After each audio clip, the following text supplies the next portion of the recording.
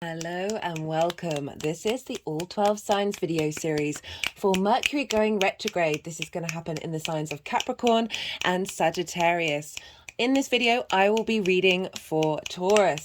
My name's Chloe. I work with card divination, astrology, and I channel energies through my body. It's just one of the ways that I channel. As you can see, my hands are moving around right now. This is independent of my conscious thought, drawing in energies from different dimensions to help us heal, help us clear stuck energy, and open up portals to source to get us in alignment with our souls for natural frequency.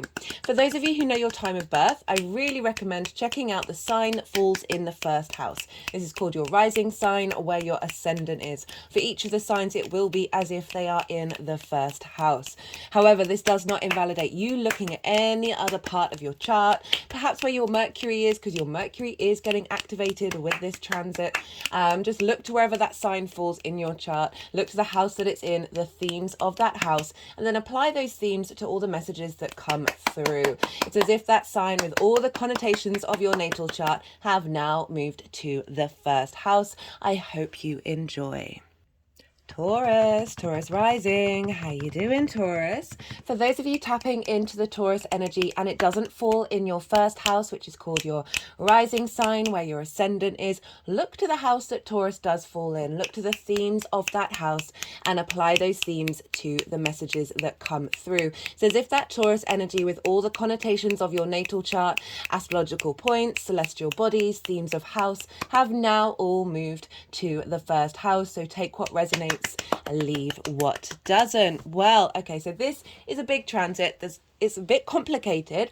I'm going to be going through lots of different stages, but they all kind of layer on top of one another, like the retrograde, 3 different stages. So do bear with me. All the details, the degrees, the dates, the astrological aspects are all written in the description box, because there's going to be a lot of information. I'm probably going to be talking quite fast, but it is all there for you if you want to go and write that down in your diary and then see what comes up around those dates.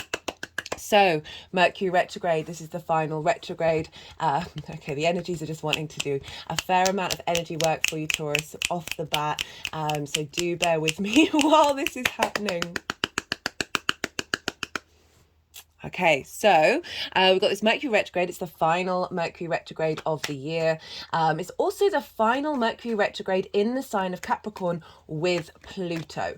Now, Pluto is going to be moving into Aquarius, and then it's going to dip back into Capricorn later on next year, but there won't be a Mercury retrograde there. So this is the final one in our lifetime, in 7 lifetimes, right? Pluto takes about 7 generations to go around the zodiac. So this is, the readings have been incredibly powerful. There's been a lot of transformational energy coming up because we are clearing out old vibrational frequencies and bringing in new ones in alignment with a longer term cycle. So big stuff going on. It's also marking a shift of moving from earth signs that Mercury's been doing since at the end of last year and the beginning of this year in Capricorn. Then we had one in Taurus, then we had one in Virgo. Now we've got one with Sagittarius, and in next year it'll be one fully in Aries, and then one with a little bit in Virgo, and then mostly in Leo. So we're moving from earth to fire, guys. So there's a big shift happening here in how Mercury is interacting with your chart for the next year. So it's happening in the signs of Capricorn and Sagittarius. Now, okay, for Taurus, regardless of whether this is your rising sign or not, I'm going to break down what that energy is going to feel like for both of those signs in relation to your Taurus energy. So Capricorn is a fellow earth sign. So this is a fellow friend. You're both yin, night in nature. You both share the same element, but you're coming at it from different modalities, right? Taurus, you are fixed. Capricorn is cardinal. It likes to instigate things. So this is making a trine to your Taurus energy. A trine is a soft aspect. It's an easy, free-flowing aspect. It's ruled by Jupiter.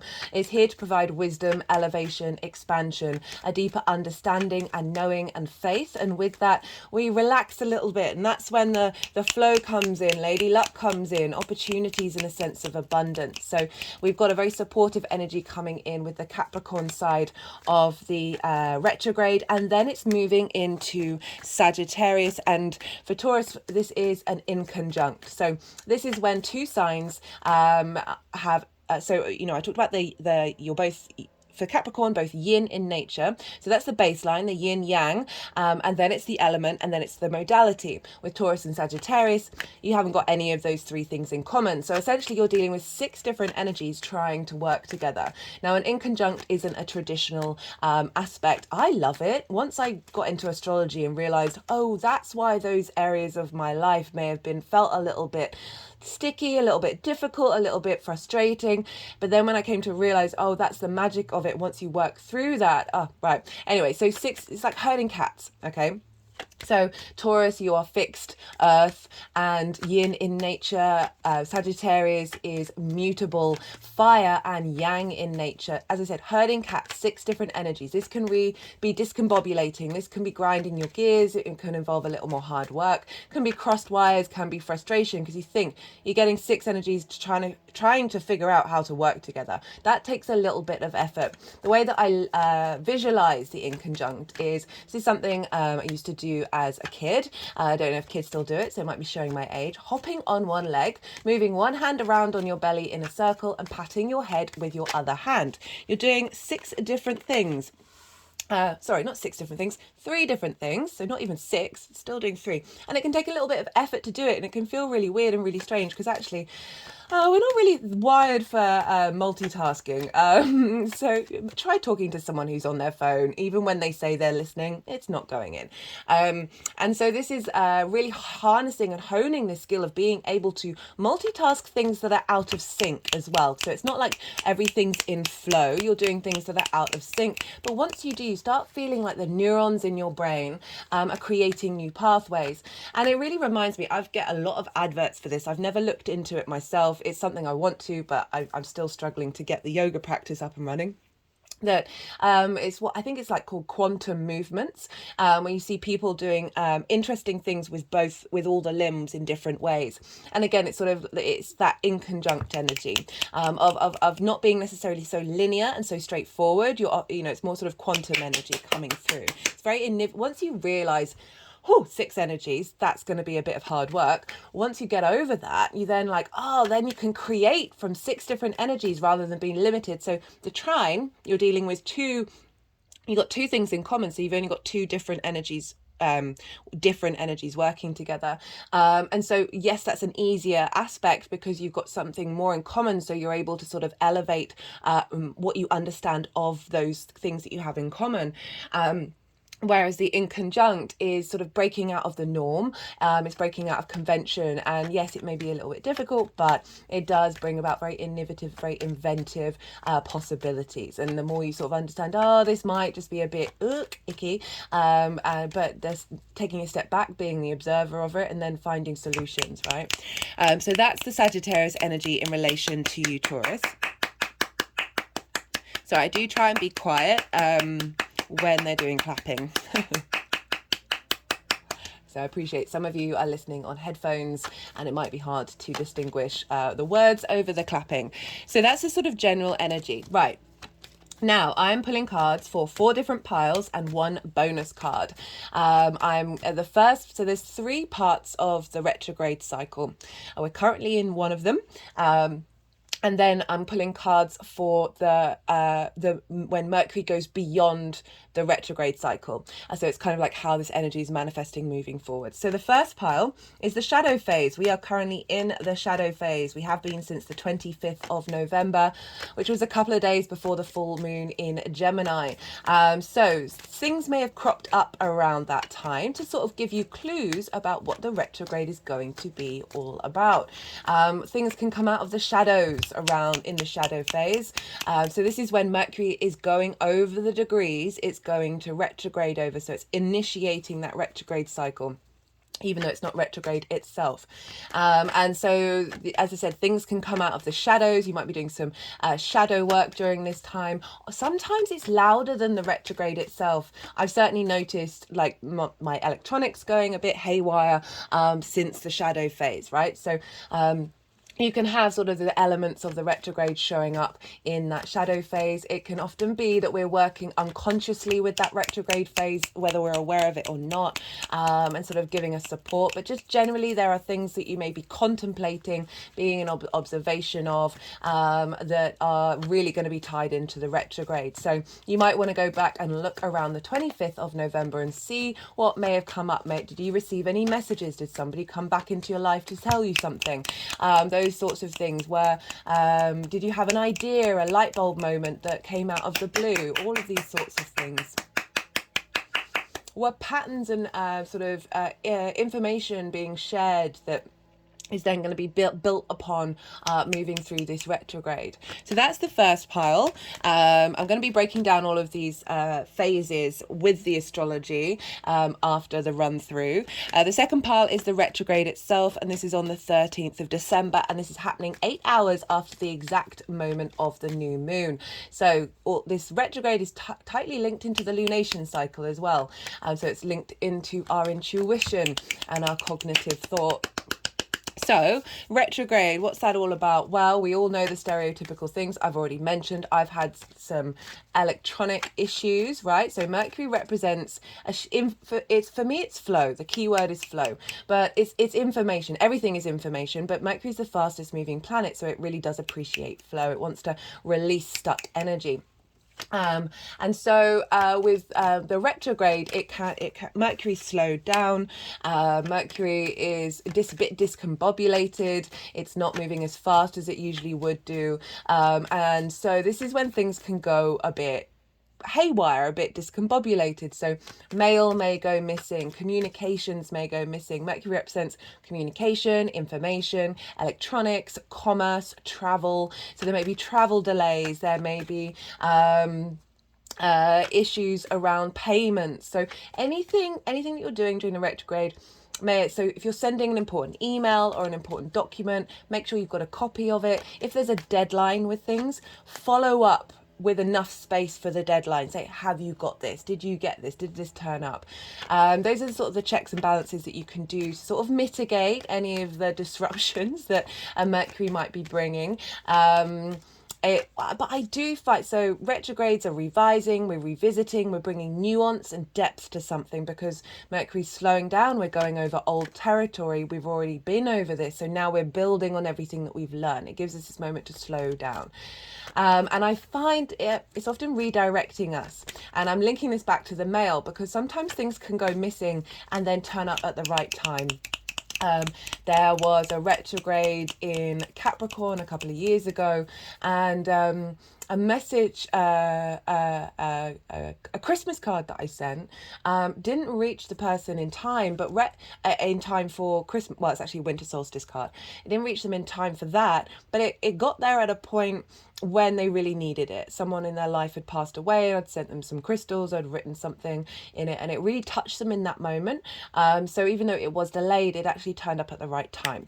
So this can, so go with your intuition about what you're going to do around the retrograde to mitigate. But so often it is things that are being redirected for the right reason. So what else do I want to say about the retrograde? Well, so I said Mercury's slowing down. I feel like Mercury sometimes likes to slow down, like it's just like able to then enjoy the scenery rather than rushing around and sharing all these messages, giving Mercury the time to contemplate. But also when Mercury slows down, it can be very trickstery, which is why these things sort of go missing, why things get disrupted. But it's also a energizing of a vibrational frequency, a shifting of vibrational frequencies. It's kind of like when you get ill, when you get run down. This is usually your body recalibrating. So these are like glitches in the matrix. When things disappear or things show up, right? Sometimes people can come back into your life, and any kind of person. This can be romantic, this can be friends, this can be business partners, and there's different forms of how they show up, but so often they're acting as vessels for Mercury to share messages with you. This happens, this can be someone coming into your life to remind you about a part of yourself that you may have forgotten.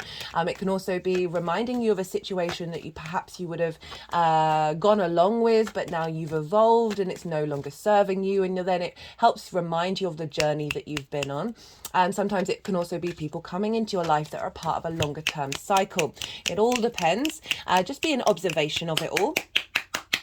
you know, the more that we work with our own intuition, the more that we have a deeper understanding of what's right for us. You know, all the things that I was saying about, you know, checking things, doing things, you know, it's linked into contracts as well. Like it's potentially a better idea to wait until after the retrograde phase to sign any contracts. But life goes on, right? This happens 3 times a year. So do what's right for you. I would just be really mindful and check and double check the clauses, because sometimes this can be something that pops up later on that's actually really important, that needed to be amended.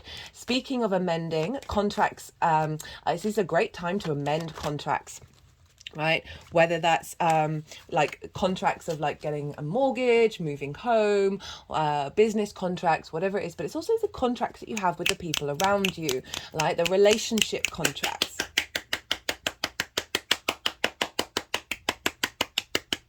And this is a great time of revisiting and revising those, and just sitting in observation and seeing and you know, really getting into the depths of it and bringing the roots of who you are into those contracts. This is also a fantastic time to work on a project. Not necessarily launch a project, but as I said, everything that I'm saying, maybe think about it. Go with your intuition. You are the universe manifest in individual form. You are here to cultivate your inner sovereignty, your inner divinity. Listening and doing what everybody else tells you to do is not the vibe, right? Okay, this is just advice, but go with what's right for you. So working on a project. So for example, Steve Jobs has Mercury retrograde in his natal chart. He was fixated on the details, on the refinement, on the mastery of the design of the iPhone. Whether you like the iPhone or not, those plugs are pretty nice to hold in your hand. Like they feel good. But there's just an example of, you know, working on a project and really having the space and the desire to reflect and refine and almost obsess over something in a healthy way.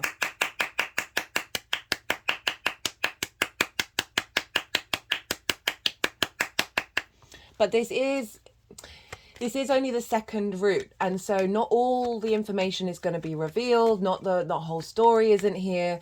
So just be really mindful and observe that in your behavior, because it's okay not to know everything. It's okay to contemplate. It's okay to go on side quests and figure out and collect information here, there, and everywhere. Just be, you know, obviously be aware of a retrograde. I love a retrograde, even though they're hugely frustrating, because you're just like, oh, this thing I want to happen now clearly isn't going to happen. But the more that they unfold, the deeper the depth, as I said, the nuance, those words are really key, I feel, really help you flourish and connect to your soul's frequency, because you're giving yourself space. If we were running around going in direct motion all the time, we'd burn out, we'd miss things, we wouldn't have the vast tapestry of life playing out around us. And so this really gives us a time to slow down, to revisit, to rejuvenate, to revise, to regenerate, to redirect us in the right direction. Okay, so this is what's going on for the retrograde. And then this third phase is the direct motion. This is on the 1st or 2nd of January, depending on where you live. And this is when Mercury is now moving forwards again. It's still part of the retrograde cycle. You might see things start to manifest that you've been working on over the retrograde phase. Things might start popping up that you had expected earlier on. But it's still in the retrograde phase. You're still going over something again. So if we use that example of the project, and that just doesn't have to be like a project that physical project. This can be a project within yourself that you're working on, that you're now implementing it. Now, rather than the retrograde, which is more yin energy of being in observation, of cultivating, of refining, of strategizing, now we're more active. Now we're perhaps implementing and taking action on those things with this direct motion. And it's great that it's happening at the beginning of the year. I'll get more into the astrology in a little bit. And the fourth and final pile is the post-retrograde cycle pile. So this is on the 22nd of January. This is when Mercury has gone beyond the degrees that it started the retrograde at. It's entering a new chapter. It's got all the information from that retrograde cycle and is now implementing it in the things moving forward. So this is when things really have the potential of start manifesting and kicking off in the proper new cycle. There's also going to be a bonus card. This is for the Sun Mercury cazimi. This is when they conjunct one another at the midpoint of the retrograde. This is happening on the 22nd of December, which is the winter solstice, which is a massive portal anyway.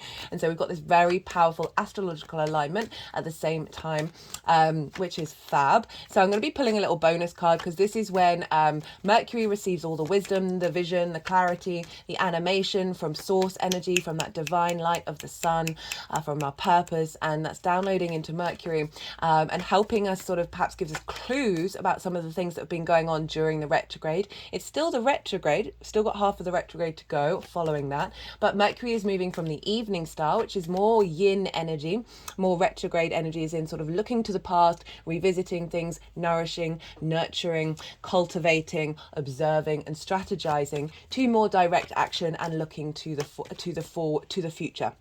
Right, so that's the bonus card of what sort of energy is being downloaded into Mercury for you from the cazimi. So those are the piles. Right, there's a lot of information. I'm going to be repeating cycles, okay? So it's all going to start tying together and layering on top of one another. Now, let's go back to Taurus rising. Let's talk about what houses this is showing up for you in Taurus. Right, as I said, Capricorn is a fellow earth sign. This is trining your Taurus energy. This is where they're being very insistent on the energy work here for you, Taurus.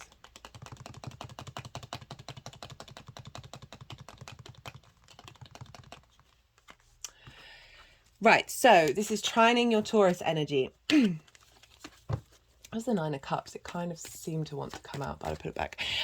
This is trining your Taurus energy. That's an aspect of Jupiter. So it's a harmonizing, inspirational, expanding, opportunities coming through frequency. And this is, as I said, both the same element, both the same yin, night nature, but you're working at things from different perspectives. Taurus, you are fixed. Capricorn is cardinal. It's instigating something.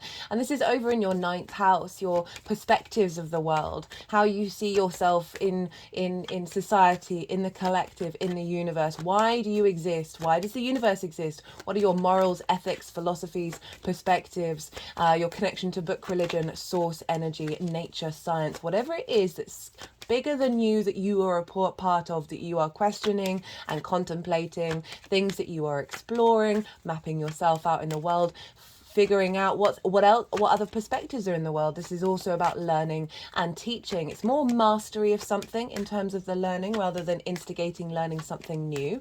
But it's with that mastery, we are then embodying and sharing that information. And it's about, and that's sort of where the teaching can kick in, of broadening other people's perspectives. It's not about changing people's perspectives, but giving another one in order to play with all the different ideas. It's also about living somewhere for a longish period of time in an area that, or in an environment that is unfamiliar to you. It is often really linked into foreign travel, but I like to use the example of, you could have grown up in a city your whole life and then moved to the countryside.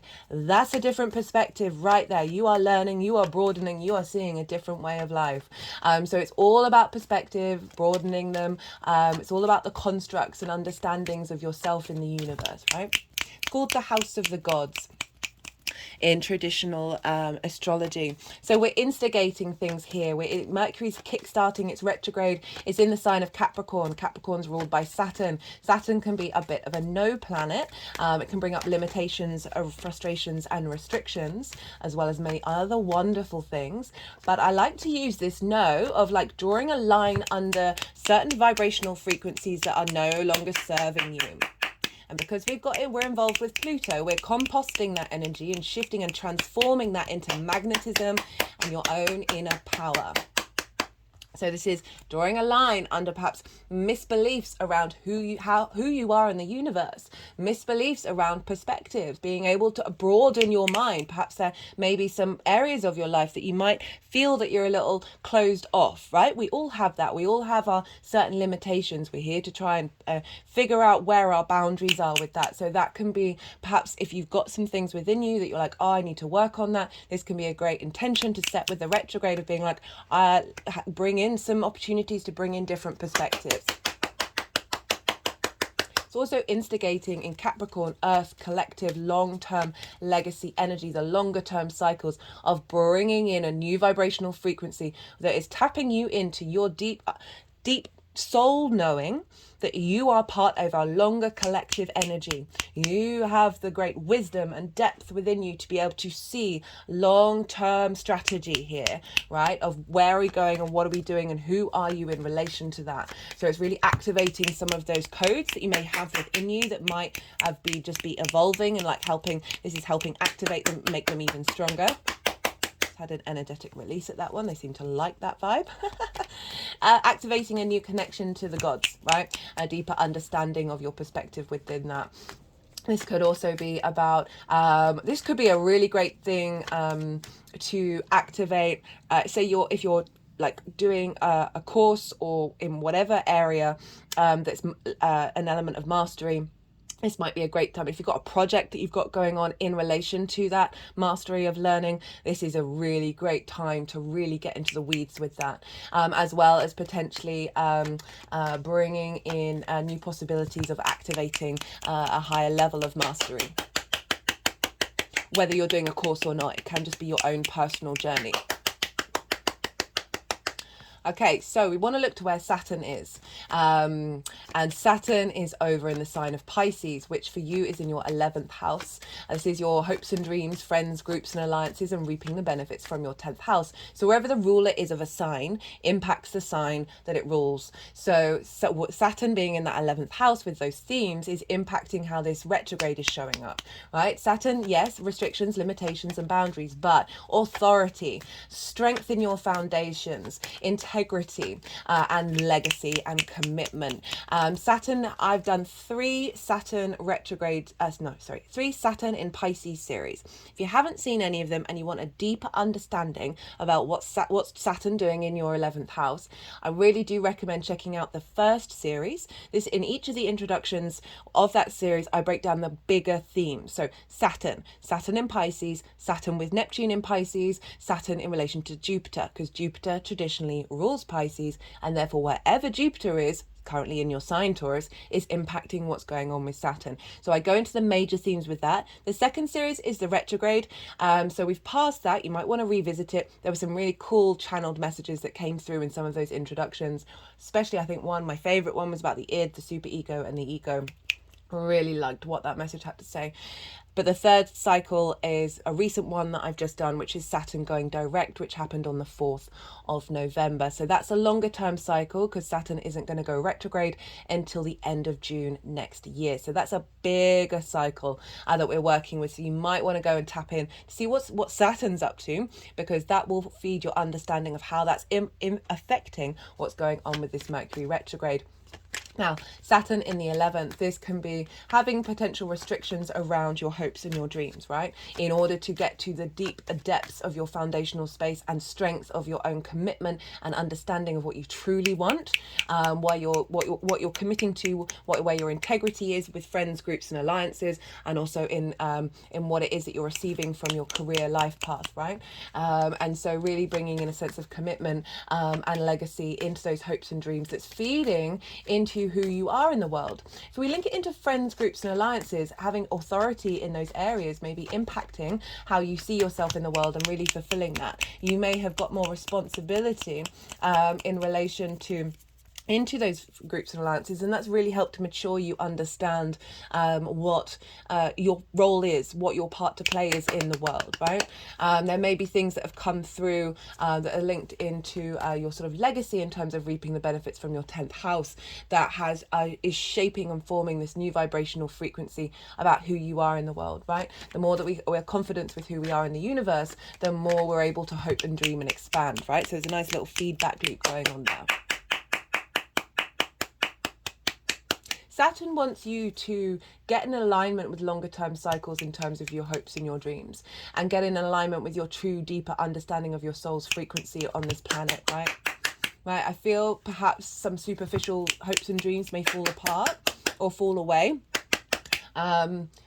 and then be bringing in, Saturn being there is definitely doing that, is bringing in dreams that are more in alignment with like baseline foundational spaces, like the essence of things, rather than, oh, I want this car. Nothing wrong with that, really not. And I say superficial without any judgment. It's just Saturn really does want you to sort of get serious, be the adult in the room, and like really ground the hell out of you.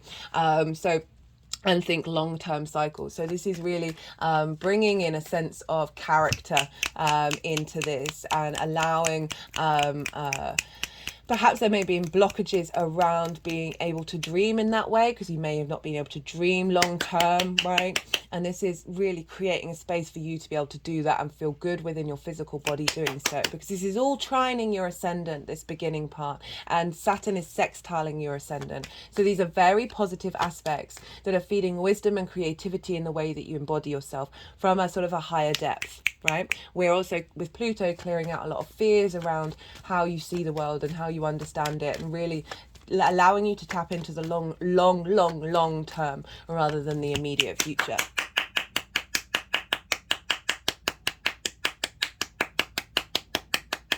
It could be, for some of you, this is just an example that came up, you might have the hope and dream of going and moving somewhere, right? Going and moving somewhere that is unfamiliar to you. That could be a foreign country. That could be a sort of a lifestyle that you haven't encountered before, right? That could very much be a thing for some of you with this retrograde that's setting you up to do that in the long term. Okay, so more things to say. So Saturn's governing what's going on with the Capricorn side of this retrograde. As I said, a bit of a no planet, a bit of the grandparent in the room of saying, it's more of the stern grandparent, whereas I feel like Jupiter can be the sort of the grandparent that's like, hey, buy all the treats, have all the fun, hang out with your friends, fall in love, right? Expand, enjoy, be jovial, be generous. So Jupiter's more of a yes planet. And Sagittarius rules your 8th house. Now, this is the outside world's resources. This is the, can be mortgages, loans, commissions, bonuses. It's like big chunks of money that is coming from the outside world, or you're asking for from the outside world. This is about inheritance, 3D and cosmic inheritance, or they like the cosmic inheritance part. This is a give and take between you and the outside world, time, money, things, energy, intimacy, ideas, creativity. This is a very transformational house. It's a very magical house. I always like to use the example of Edgar Cayce, a very, very famous psychic, had a stellium of planets in his natal chart in the 8th house. So it's the community. So it's not just the 3D world of resources. It's the 5D, all the Ds, all the dimensions, source energy, your relationship dynamic with source, right? The give and take between you and source. So this is often when we can be in co-collaboration, co-creation with source, receiving downloads, sharing, interacting, being in union with one another. It's also an area where so often we may give too much or take too much for whatever reason, whatever love language that we've picked up from parental figures and past lives and ancestral stuff. There's an element of codependency here. There can be a side of it of being like, I can't do a thing until I get a thing from somebody else, that then limits you. And you sort of, you don't even take any little steps towards it because you've got this idea that you need, let's say it's a loan that you need this loan in order to set up your small business, and you're not going to do anything on the small business until you get that loan. Well, actually doing the little things day by day, doing tiny little things, gradually build and build and build, and show the universe, show the vibrational frequency that you're playing the game, right? So the 8th house transits can often be helping work through unintegrated relationship dynamics. And as I said, this is how your one-to-one relationships show up. It's often the resources of the people in your 7th house, but as well as that give and take between you and one-on-one, the give and take between you and groups, the give and take between you and the outside world. It's how the give and receive, the transference of energy shows up. So Mercury's retrograde there. We're moving from the cardinal, instigating a new frequency, to the mutable. We're adapting, we're adapting, we're adapting. We're bringing this new vibrational frequency of your perspectives, right? So this can be your perspectives of who you are in the world, i.e., okay, I don't need to give all of myself to everything. And you instigating that with the beginning of the cardinal energy, and then with Mercury in the mutable is like that adaptability and change. You're shifting that frequency and expanding and finding more generosity within yourself, generosity and wisdom and deeper understanding about how those relationship dynamics show up, and not necessarily letting them take complete hold of you anymore, right? It also can be really powerful of activating, as I said, communicating with source energy, because you've instigated a new intent with the beginning of the retrograde, and now you're receiving lots of downloads from source to really reinforce that.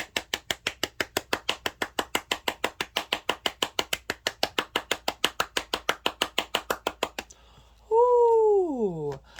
This can be a great time to strategize and plan what kind of resources that you need in order to take your perspectives further, and enhance your hopes and dreams of Saturn. Let's think about where Jupiter is. Well, Jupiter is over in your first house. So whatever's going on with Jupiter is impacting what's going on with Sagittarius. It's also impacting what's going on with Pisces, and that's where Saturn is. So it's all coming back to you guys. For Taurus rising, this is your first house, how you embody your sun or your moon in your actions and your deeds, depending on if you've got a day or a night chart. It's your body, your vitality, your appearance, your character. It's often how other people see you, because they see your embodiment rather than that behind the scenes cognitive or emotional space of the sun and the moon. So it's the lens in which that operates through. This is your house. So we've got that trine over from Capricorn, and now we've got that in conjunct. So we've got that wisdom coming through, and then playing with lots of different energies showing up from the Sagittarius energy. That's giving you the freedom to think differently, giving you a new dynamic to bring that in. And Jupiter's there. Jupiter's been there since May. It's going to be there for a while. It's retrograde at the moment, so you may have felt a deepening questioning of who you are, right, with that retrograde. I've done a Jupiter and Taurus series, and in the introductions I talk a lot about Jupiter and Taurus and what Jupiter kind of means. And sometimes we think, oh, it's going to be all luck and it's all going to be great and everything's going to be great because it's the big yes planet. But actually, with the retrograde, this is when things get restricted in order for you to question things. Your faith is being tested. And so you're really we've all been developing this sort of resilience of this inner expansion that is mitigating whatever external expansion hasn't shown up.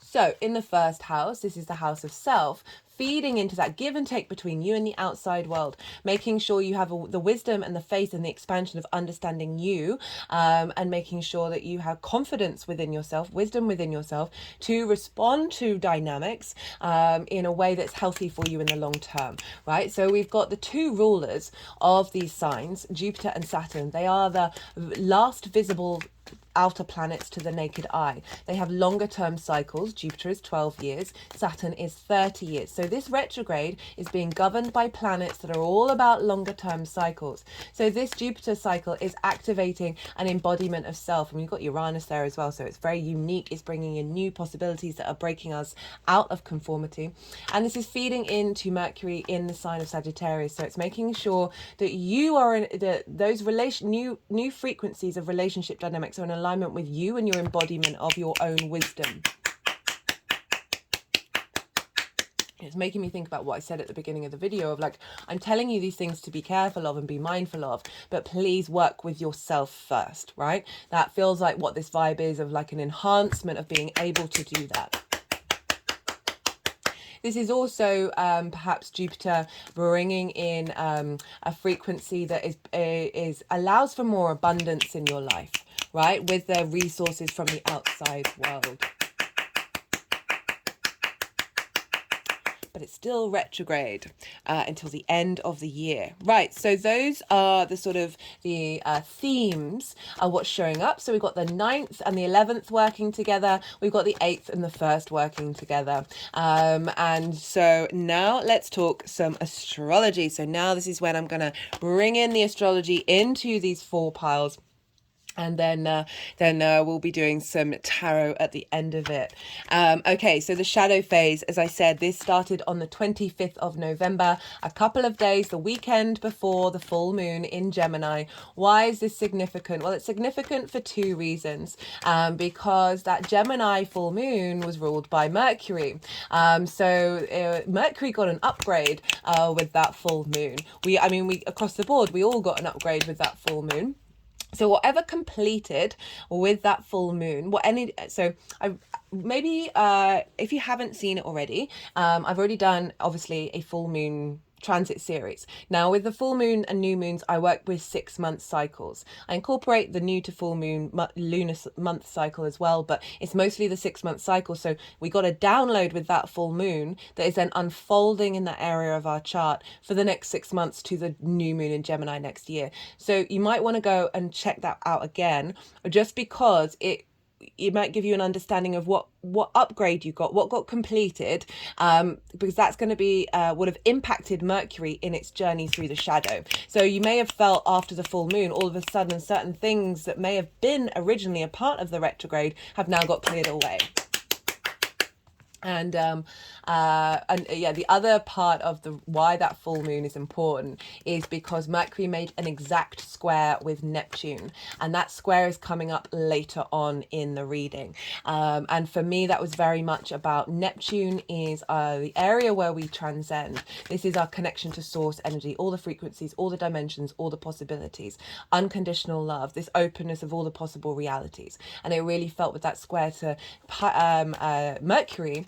And they're both in the signs of Jupiter, so it's expansion and wisdom of clearing out delusions and bringing in a new reality, a higher vibrational frequency from source that then was squares and manifestation energy. But Neptune was retrograde, feeding that into Mercury, of just an inherent download within us where there's a sense of knowing. You may not be consciously knowing of it or not, but it's still deep within you, and it's then unfolding, right? We're going to have that square later on because Neptune during this shadow phase is going to go direct. That's on the 6th of December.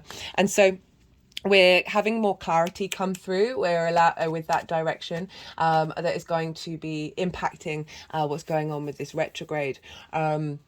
And so, yeah, that's the shadow phase. So as I said, things may have popped up around the 25th. Might be a little bit hard to discern away from what was going on with the full moon in Gemini as well. But just see what may have come up, what people may have come back in your life, what information, what ideas and what constructs, maybe contracts with yourself of how you want to show up with the outside world in terms of the give and the receive, and then how you think about it, right? So those sort of ideas may have popped up, situations may have shown up that may have come out from the shadows to help you work through any limiting beliefs and trauma responses over the retrograde of maybe giving too much or taking too much or whatever it is where you feel like you're not supported by the outside world, right? Clearing that out, because we're then tying it back into Pluto, clearing away the fear around how you see yourself in the world, right?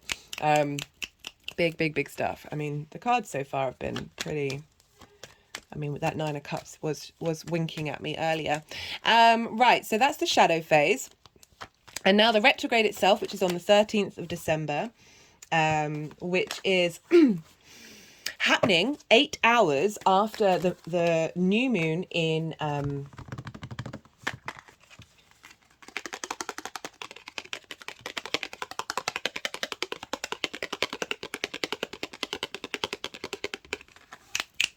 Okay, they're clicking around the third eye, around the back, like up and around the head.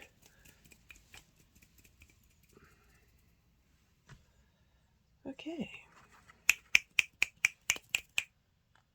Okay, they're now doing this over the third eye.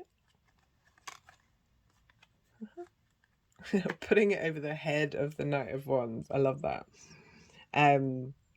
Yeah, new embodiment of self, right? Being confident and capable of yourself and how you interact with the world. Yeah, okay. Right, let me carry on. I usually try and save the energy work until the end of the reading, but they have been a little bit demanding. Well, it's just not that it's demanding, it's just I physically can't stop it. I have to do it. Okay, right, 13th of December, 8 hours after the Sagittarius new moon.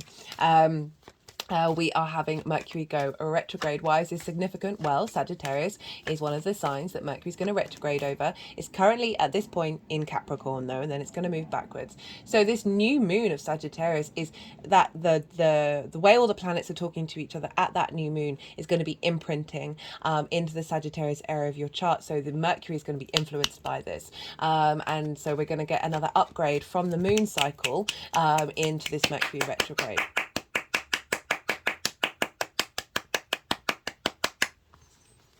And so it's going to be adding on support for all the themes that I just talked about with the 8th house section of the retrograde. We also have a trine with Jupiter, with Mercury. So this is between your 9th and your 1st house.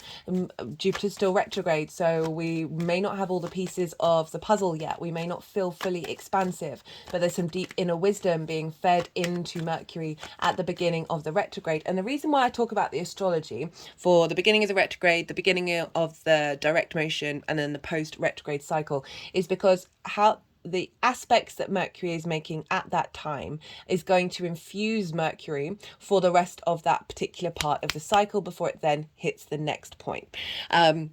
So Mercury and Jupiter, they're trine, they're sharing information. Jupiter is providing support and wisdom about the embodiment of self into Mercury, of then what vibrational frequency are we bringing in to help broaden the perspective, expand, find some more generosity, sort of some deep wisdom in who you are and why you're here on this planet.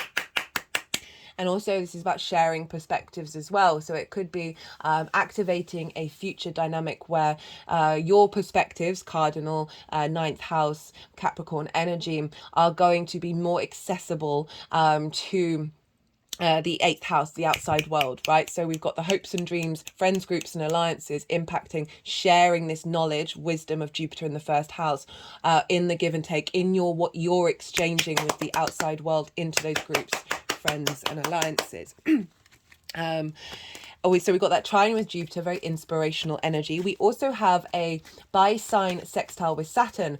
So we've got, this is what I mean about the repeating threads. We've got Saturn and Jupiter influencing by rulership of sign, Mercury in this transit. But we also have very positive aspects with the planets to Mercury itself in this transit as well. So we've got a doubling down of the longer term cycles and the sort of the weight and the strength of Jupiter and Saturn with this shorter term retrograde.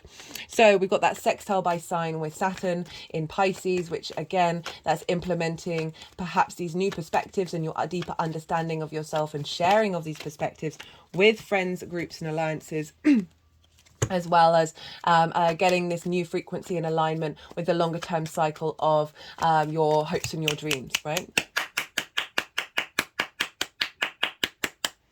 We also have, so these are all harmonious aspects, they're soft aspects. So there's a lot of inspiration, a lot of creativity here. A sextile is an aspect of Venus. This is very creative. There's a sense of harmony, of love and appreciation. So Saturn is instigating a sense of appreciation and love from friends, groups and alliances into who you are in this world, your understanding of it, as well as getting creative with hopes and dreams and a sense of value of those hopes and dreams really strengthening into this new vibrational frequency of you then being able to embody it, that trine to Jupiter.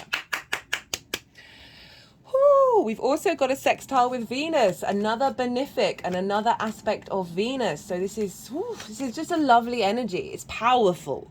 There's a powerful energy, but it's very supported, very, very supported. And it feels like a lot is going to go on, a lot of deep internal work, because we've got that Pluto energy and we've got Jupiter retrograde.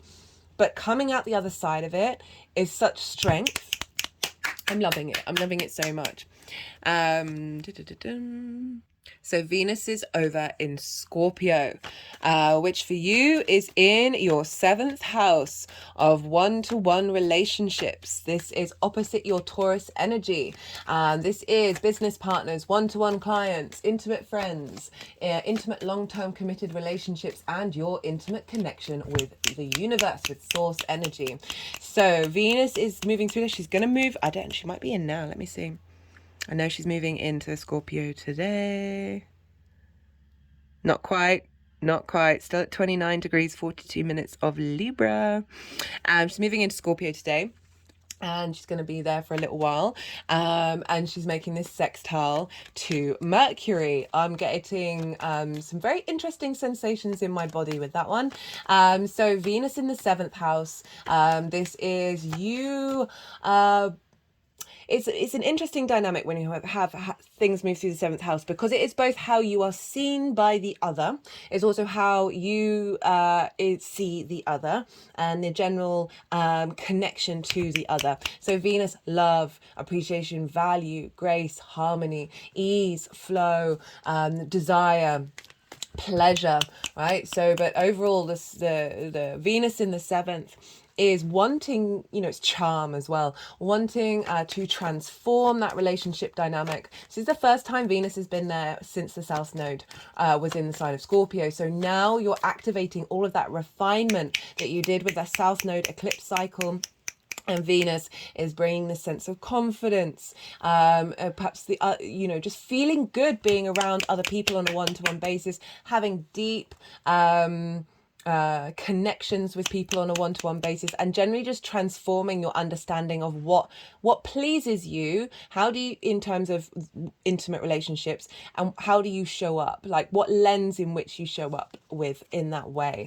And this sextile with Mercury in relation to this this retrograde is making sure that this new vibrational frequency that's being instigated in your understanding and your perspectives is coming with this new frequency of grace and love and connection when it comes to you connecting on a one-to-one basis with yourself, with others, with the universe.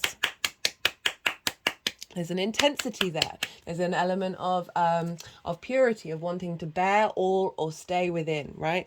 And so, but it's a harmonious aspect that's bringing new creative understandings of how you operate in one-to-one relationships. Clearing away any blockages, right? So the 8th house is often where the give and take between that 7th house shows up. So with Venus activating this is saying, well, we're getting things in alignment for this new shift of the give and take to be more of ease, right? And to bring people towards you that are more in alignment with this future activation.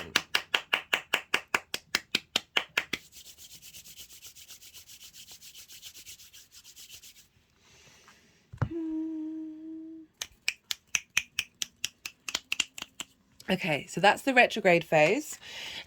We will then have the Cazimi that's midway between this, in the midpoint of this retrograde.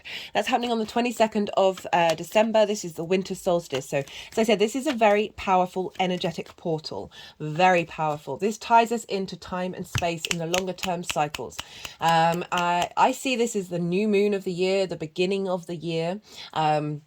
And in terms of that connection with Earth and connection with the eco-structures of Earth and time and space.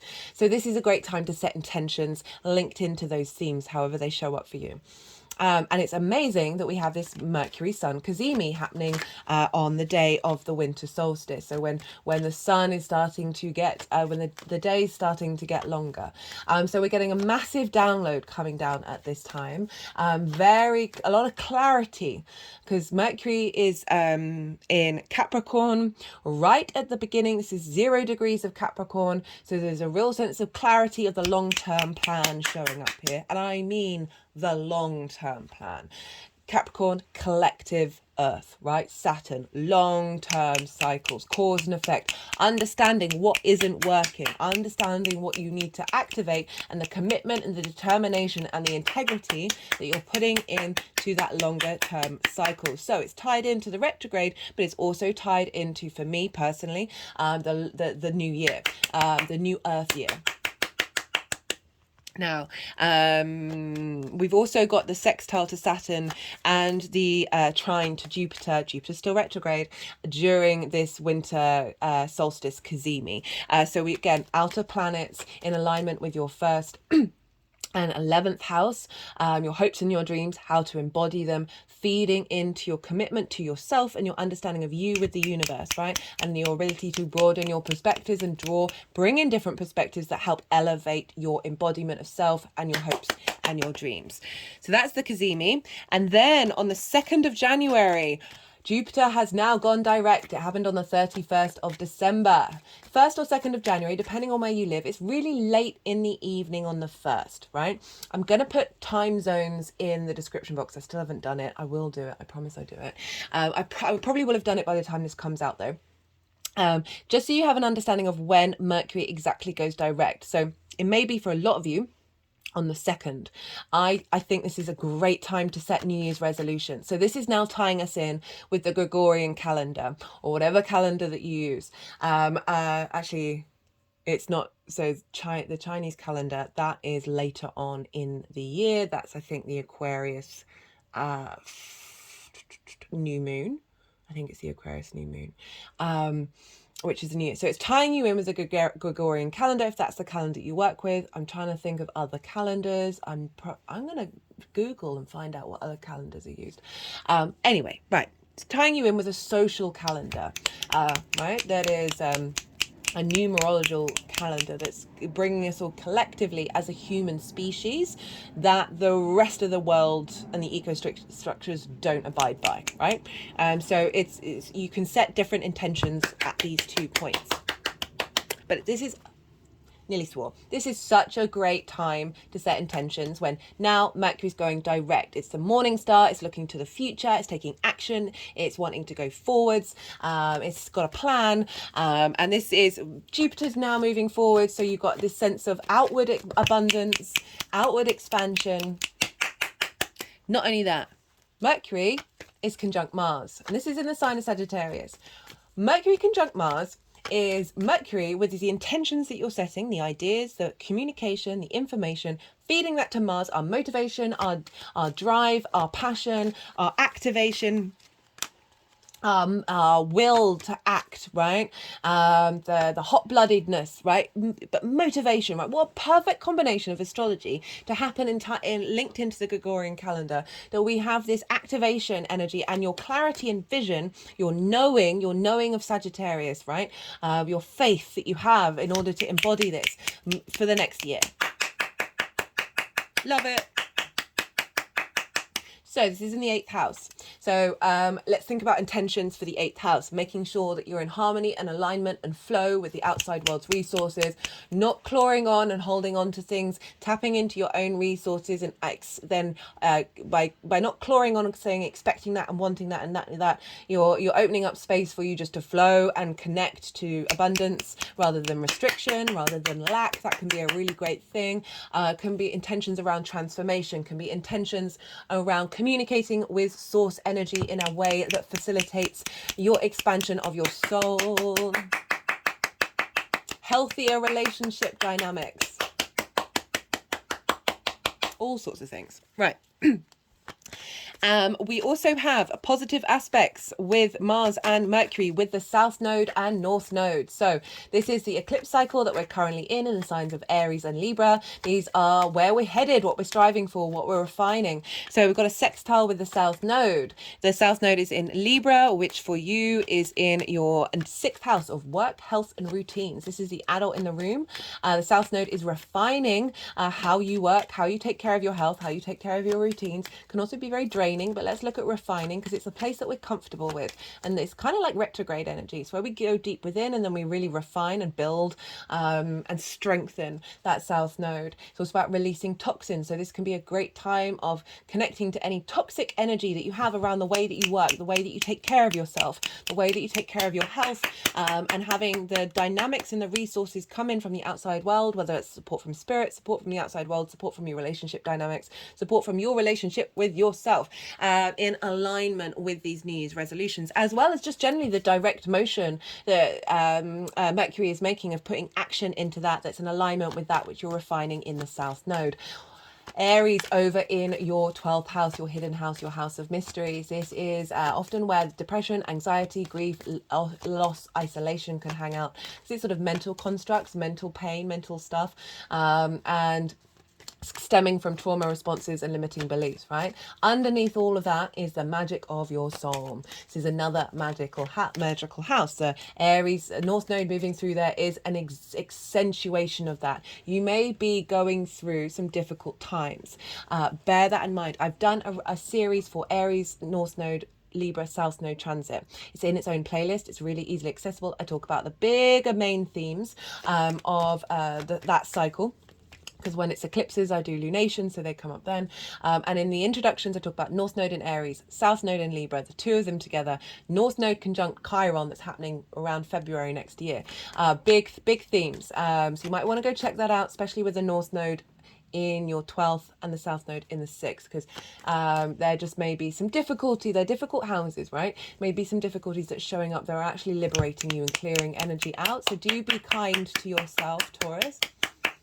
But anyway, Mercury and Mars trining the North Node. The North Node is transforming your unconscious mind, right? Creating new pathways, new expansion, expanding your magic, expanding that spark of spirit that you have there, your ability to take impulse action and independent action. Love this combination with the 8th house of making sure you're in alignment with yourself, clearing out old unconscious love language from the 12th house. And when I say love language, that's how you respond to absolutely anybody, based on your your early years, based on ancestral stuff, past life stuff, energy, helping clear that out in order for those healthy relationships to show up. And the resources as well, you're not blocking yourself in the same way. So what else is going on?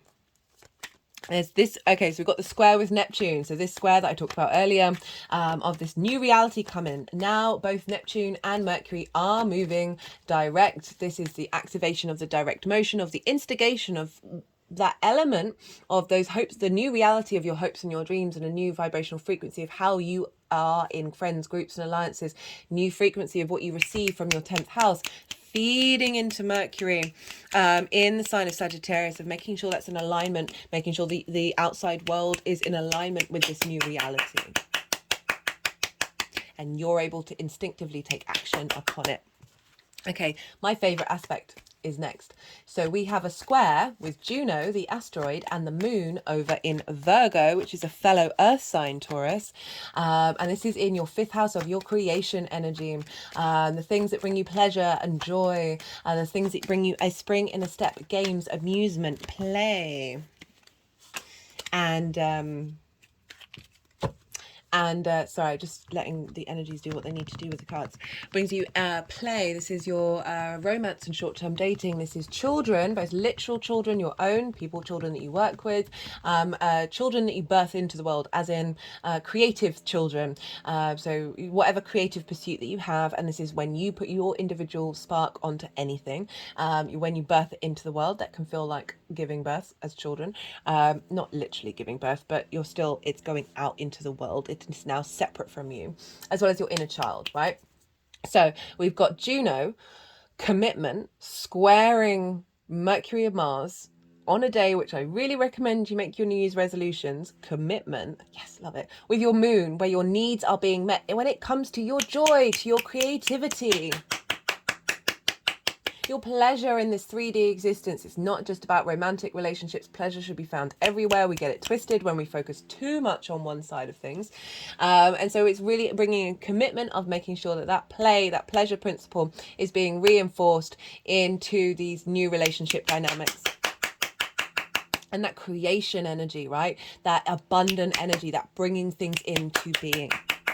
Love it, love it, love it, love it, love it, love it. Right, the post-shadow,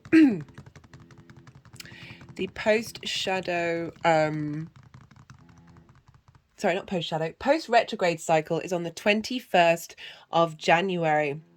Now, this is when Mercury has gone beyond the degrees it's going to retrograde over. This is now entering that new cycle. It's got all the wisdom of those 3 times a charm over those degrees, and now it's moving into a different part of cycle. This is, as I said, when things might start to get manifesting, and Mercury is conjunct Mars, but this time in the sign of Capricorn. Mars loves being in Capricorn. It is exalted in Capricorn. It's its favorite sign to be in outside of its own homelands. Mars likes to really, it's giving Mars a job to do.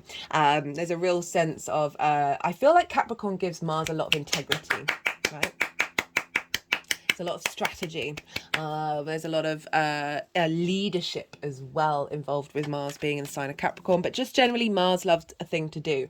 So this is Mercury talking to Mars, feeding all of that information into Mars, and finding your motivation, drive and passion to take action on this new perspective. Not only that, we've got the trine with Jupiter. This is now the trine with Jupiter going direct. So now we've got more a sense of expansion and abundance, of knowing who you are and how to implement things. We've also got the sextile with Saturn. So again, they are playing a very positive role at every point in this cycle. Love it. Love it, love it, love it, love it, love it.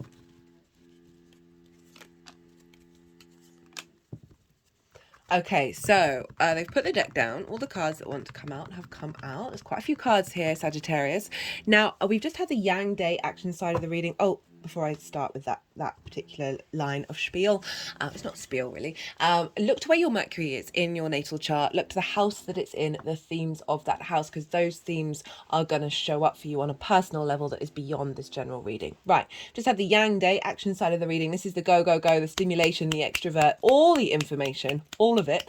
And now we're going into a little bit of yin night, rest and digest side of the reading. I'm going to go quiet. I'm going to soften my mind, let the energies move through me. They are going to do some energy work and then move the cards around and put them into the 4 piles with a little bonus card. And then when they finish doing that, I'll come back round and I'll bring in the tarot in with the astrology. Oh goodness me, this is going to be the longest one yet. 5 minutes. This took me an hour and 5 minutes to do all of that. I'm so sorry, Taurus. I think I'm talking really fast. I think, anyway. Right, so I call you to do the same. Just soften your mind. You just had loads of information. Let it all settle. Don't try and force it. As I said, I've written lots of things down in the description box. Just see what intuitive hits come up for you during this little bit of quiet time.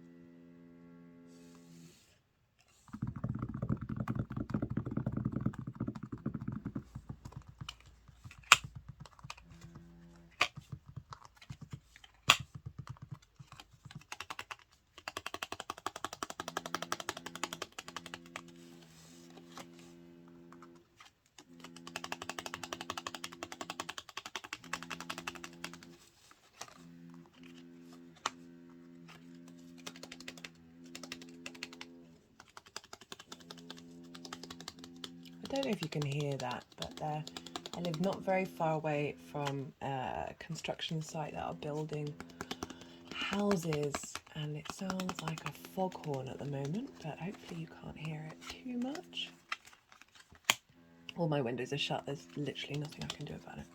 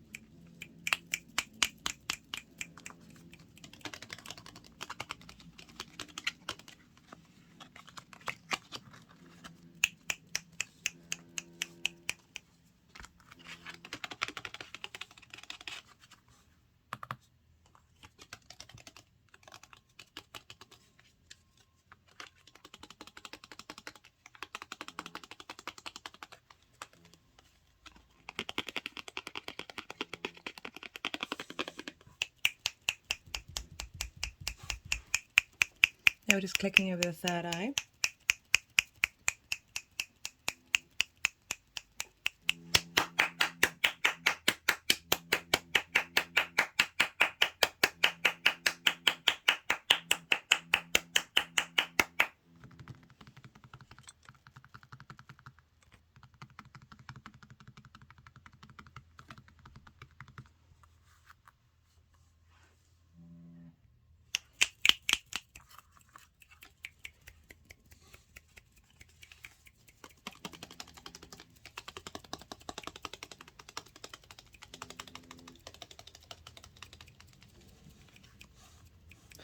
Okay, so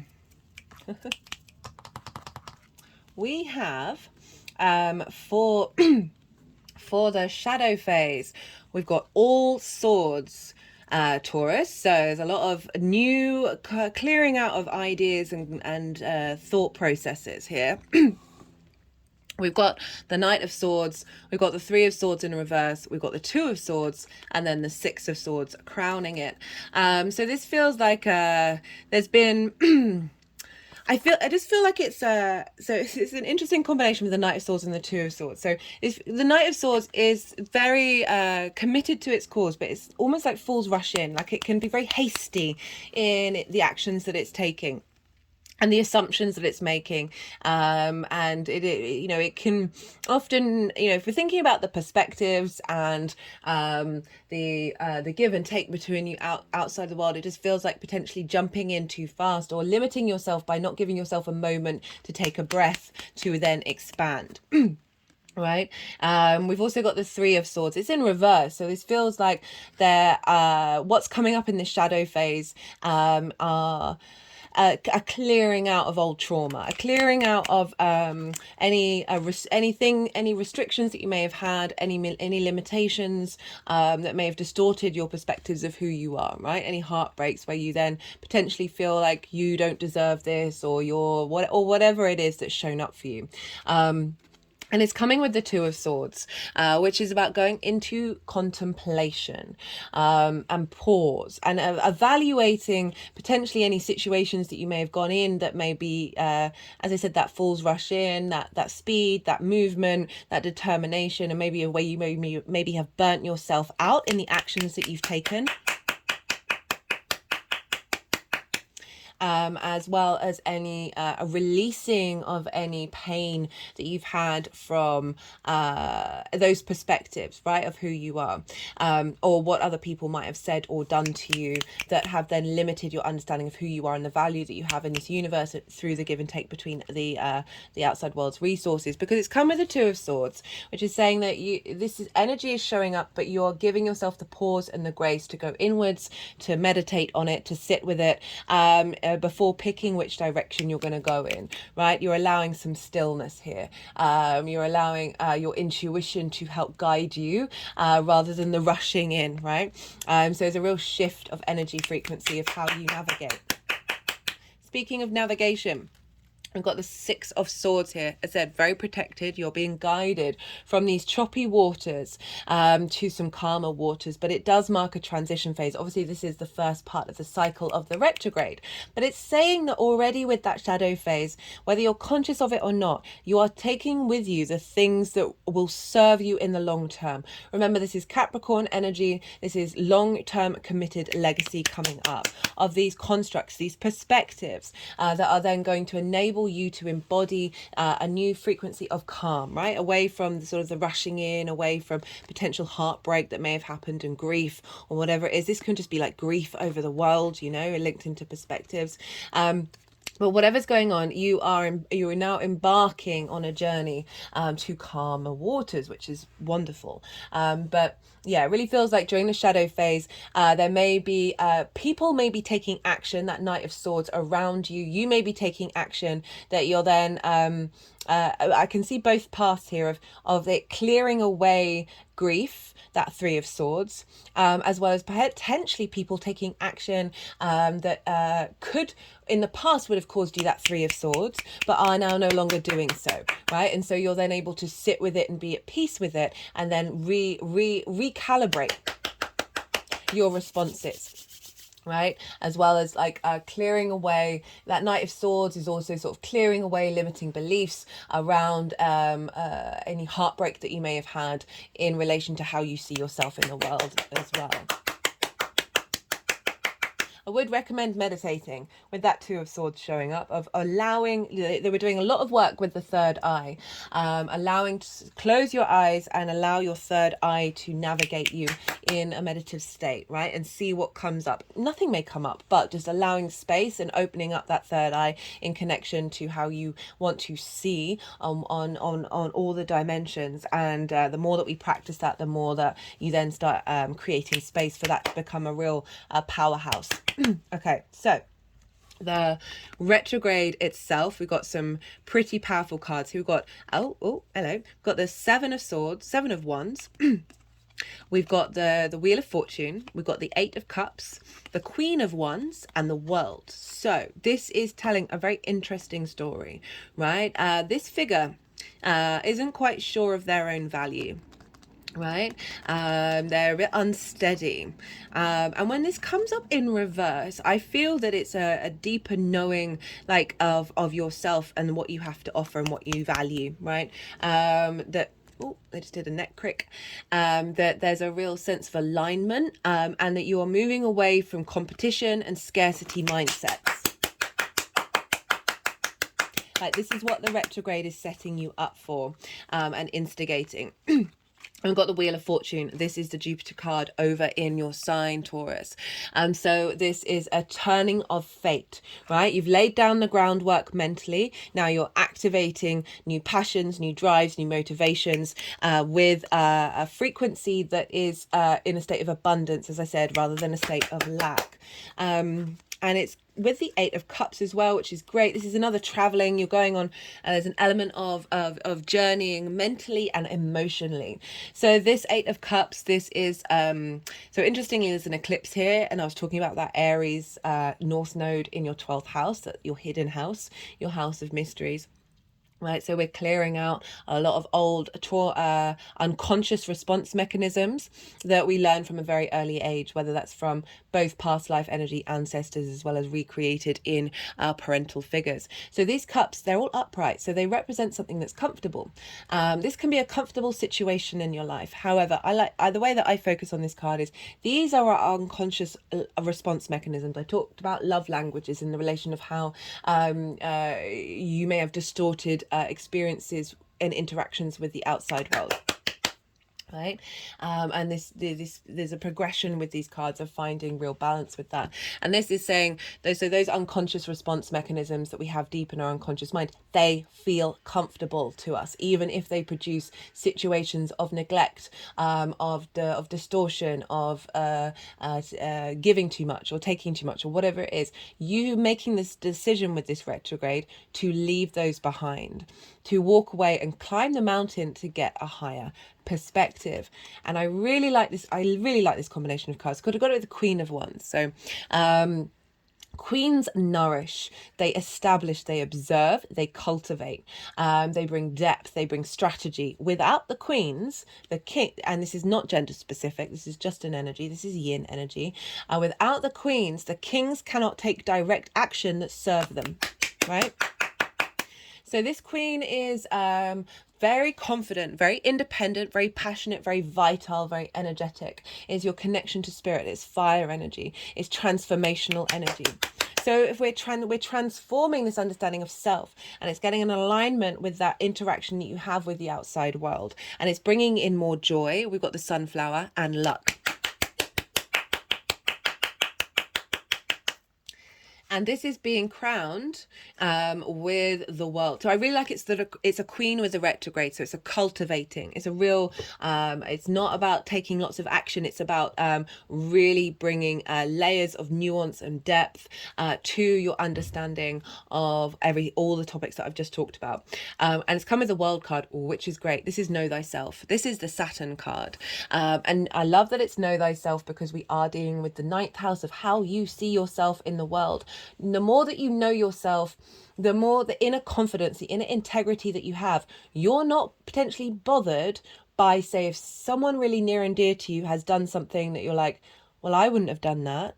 I've done all these things and this person is still treating me that way. The World card, not that bothered, right? And I mean that in a really healthy way. Like the more that you know yourself, the more you get to the roots and the foundations of yourself, the more confident and integral you are with your actions. It's like the outside world doesn't touch you in the same way, doesn't distort your inner journey. And the more that you know yourself, actually, then the more the world opens up to you, because you're not holding on to resentment, to frustration, to lack, and it's a hard road to walk. I say that from experience. I have a real issue when, like, my boundaries with people are quite, like, it takes a lot for me to be upset with somebody else or judge them in any way, and it's usually when they've stepped a line that's really quite far away. They've gone a long distance, they've done a lot of things that other people may feel aren't great, but I balance things up with like their trauma responses, the situation, broader perspective. But there are some things where I'm like, oh no, you've stepped over a line there, and I can't get it out of my head. It's something that I am working on, right? Because I know that I'm holding on to an energy of it, the way that I'm interpreting it in my body is like a real resentment, and it's a pain, and it's a restriction, right? We don't want to be restricted, we want to be expansive. And it's learning that fine line between having preferences and then taking action on those that aren't embodying those sensations, that is doing it in a different way, that's more you do you, boo, and I'll do me, and I'm not having people live rent free in your head, right? I'm just sort of clicking around the head. And so the World card, when you know yourself, the world opens up to you. This is the end of the major arcana, but it's also the beginning again. You see this 0, this represents infinite possibility. This is a wreath of victory. And so there's a real sense of freedom that comes with the World card. You know, it is Saturn's card, and Saturn wants you to walk with integrity in order to fulfill your legacy. And also Saturn has rings, but those rings are slowly falling away. And Saturn will bring up boundaries in order for you to then get to the root and core of what your boundary needs are. And then you find actually that you're not bothered by so many things anymore, because you understand the root of what's important to you. And that means a lot of things then just fall away. And so I think that the more that we work with that, in alignment with the fact that Saturn's rings are falling away, I love it. I love how it's all coinciding, that the more that we're able to do the things that what our soul signed up for, right? I mean, our soul signed up for everything, but there is like a core theme, and we can get distracted by just stuff that we're not going to care about next week or next month or next year or in 5 years time. It's really getting to that long-term legacy situation. And for the Kazemi card, we've got the High Priestess, and this is the midpoint of the retrograde. This is at 0 degrees of Capricorn. This is your perspectives. Now, for me, the High Priestess is your higher self manifest, right? Our higher selves are drawing towards us situations that our soul contracts have signed up for. We can jump a lot of soul contracts if we get more in alignment with ourselves, right? We can collapse timelines. Had an energetic release at that. Speed up the process. And when the High Priestess shows up, there's a real sense of embodiment of knowing what those higher timelines are, rather than perhaps some that are actually still valid to work through, but once we've done it may take a little longer to get to those higher timelines. When the High Priestess shows up, it's like a real connection to your intuition. This is the moon, to your emotional needs and your deep nourishment, right? And the High Priestess is drawing things towards her. And so this is like saying to you that there's an embodiment of that there's a more confidence coming in with your understanding of who you are, and therefore the relationship dynamic you have with the outside world. You're not second guessing things, you're not questioning things, you have a deeper knowing and a deeper wisdom within you, that your emotional needs, your nourishment are being met by the universe. Okay, This is so the third stage is how this energy with the direct motion is going. So this is on the 1st or 2nd of January, depending on where you live. As I said, this can be a time of setting New Year's resolutions. We've got the Page of Wands, Ace of Pentacles, Knight of Wands. Fab combination for this direct motion of Mercury. So we've got the Page of Wands, intentions, messages, magic coming through of your passions, your drive, right? So this is happening in the sign of Sagittarius. So really a new vibrational frequency of this relationship dynamic, a new beginning of then how to implement it in your perspectives of who you are and your deeper understanding of your relationship with the universe. I'm just shaking at the moment. Aces represent intentions, new landscapes, new energetic frequencies coming in from the universe from a higher perspective. Look at those mountains in that portal, right? It's also got the flowers of the magician in it, representing you have all the resources you need in order to create in this 3D world. And with all of this fire, you've got that Queen of Wands as well, right? Of really acknowledging there's a transformational, like the phoenix coming up here. Oh, lots of shaking. And then the Knight of Wands, fab for Mercury and Mars in the sign of Sagittarius. You couldn't get any more literal than this.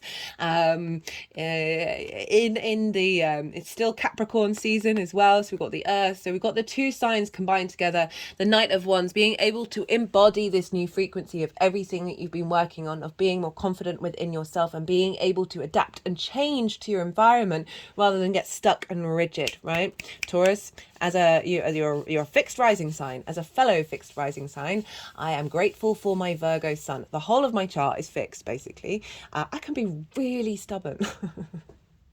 And it is that mutability that helps free us, helps transform us into the next part of the cycle. So I really like you've got this sort of momentum, this movement of this fire energy of you being able to take action in this new frequency and embody it, right? That Jupiter in the first. Okay. This is, oh, hello,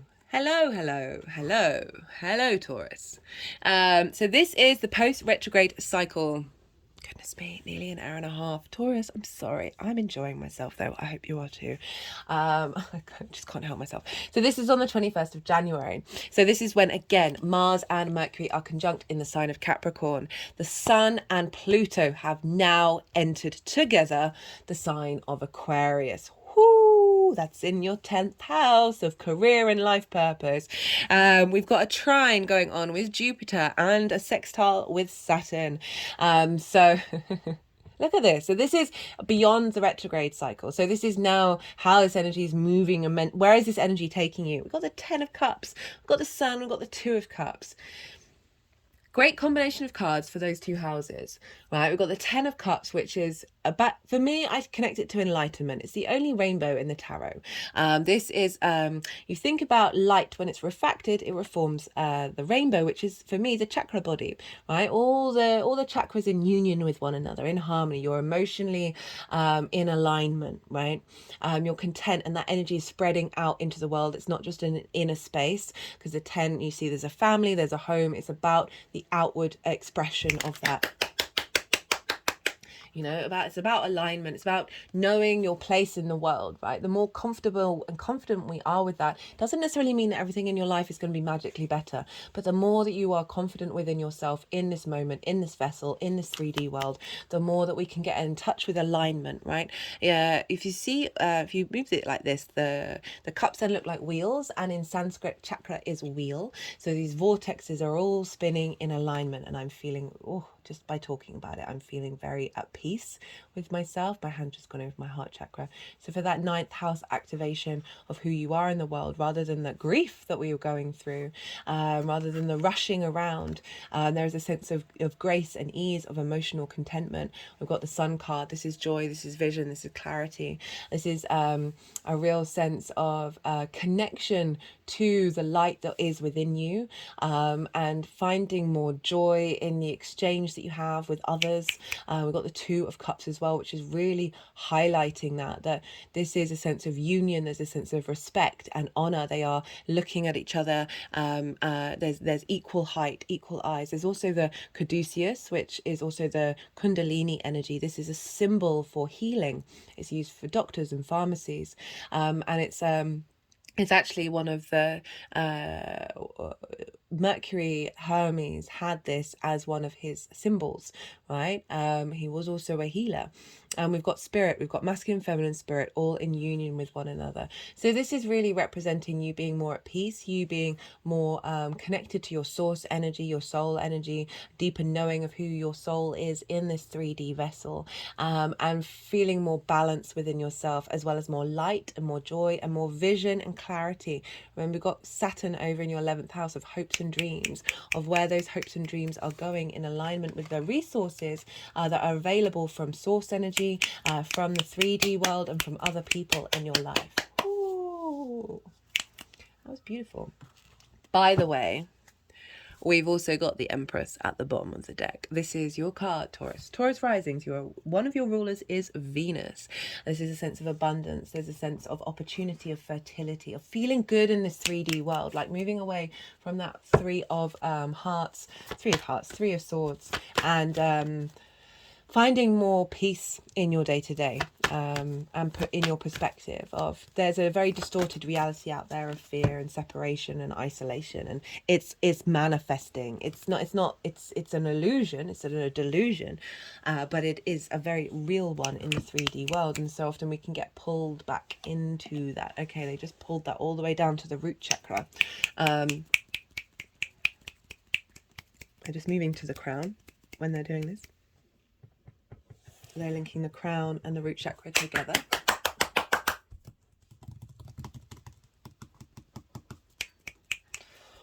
Oh, okay, right. Let's get some clarifiers for you, Taurus. Emotion, control of self, right? So that rushing and grief, giving yourself pause, is bringing in more alignment with those perspectives. That pause with the High Priestess of having faith, with that Sagittarius energy, Jupiter, that 10 of Cups, which is about being in alignment, and that is an element of control. Yoga means yoke, which is to control, got Hermit, truth, guides, fact, wisdom. So this feels like an embodiment of your own wisdom, your own truth. We're also linking back to that Juno moon square that we had over in Virgo at the beginning of the direct motion, which is bringing more joy and love and creativity into your perspectives, into these relationship dynamics that are showing up, more pleasure of how you feel in your day-to-day. Okay, right, gonna leave it at that. And let's pull a final clarifier from the numerology deck. Let's see what wants to come through for my lovely Taurus.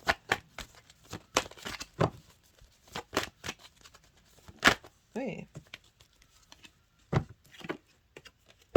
Got self-discipline. Yeah, that pile of cards, really, from that Knight of Swords to the Two of Swords and Six of Swords, is really like figuring out what you're taking with you to the next part of the cycle. And even if you don't consciously know all of it, have set the intention for it, and your unconscious will do the work, especially before you go to sleep. And do some meditation. Whether you get any answers from that meditation is not the point. Again, it's all about intention. Okay, body's shaking at that one there. Let's do one final card. One final card for Taurus.